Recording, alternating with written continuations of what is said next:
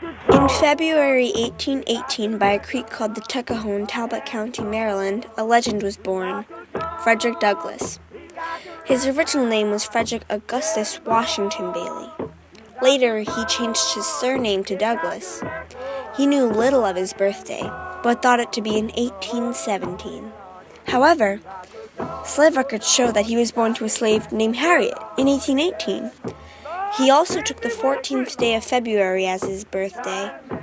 He had never met any slaves that knew of their actual birthday.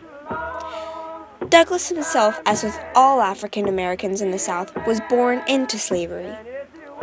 He knew his mother, but the relationship was distant, both in the figurative and literal sense, because she lived on a distant plantation. Frederick Douglass never knew his father, but he believed that he was a white man and probably his own master. Since his mother and father were not available to raise him, he was brought up by his grandmother. He had led a fun, playful, and carefree life until about age 6, when he inevitably entered the life of an actual slave.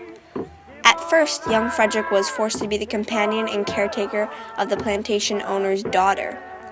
By 7 years of age, however, he had already experienced brutal whippings and other punishments. A few years later, he tried to escape, but was discovered and jailed. Nevertheless, he attempted to escape when he was 20 and succeeded. In 1825, Douglass learned to read. Never did he imagine that he would soon become the most important Black American leader of the 19th century. As an author, orator, and publisher, Frederick Douglass promoted the freedom from slavery, civil rights, and universal suffrage. On one occasion, he gave a speech in Nantucket, and it inspired Harvard students, who in turn encouraged him to write. As a result, he authored several influential books, including The Life and Times of Frederick Douglass.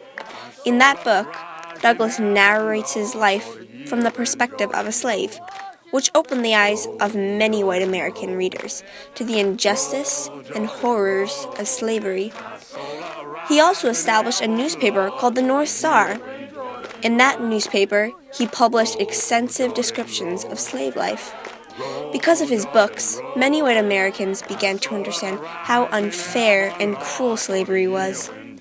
The cultivation of such public opinion allowed President Lincoln to issue the Emancipation Proclamation, which freed all slaves in the southern states. That proclamation was what Frederick Douglass had been trying to accomplish his whole life. In that way, Lincoln's actions can be considered one of the greatest achievements of Frederick Douglass's life. The actions of Frederick Douglass helped others and improved American life because his writing, publishing, and most of all speaking contributed to important advances in civil rights, suffrage, and freedom for all humans.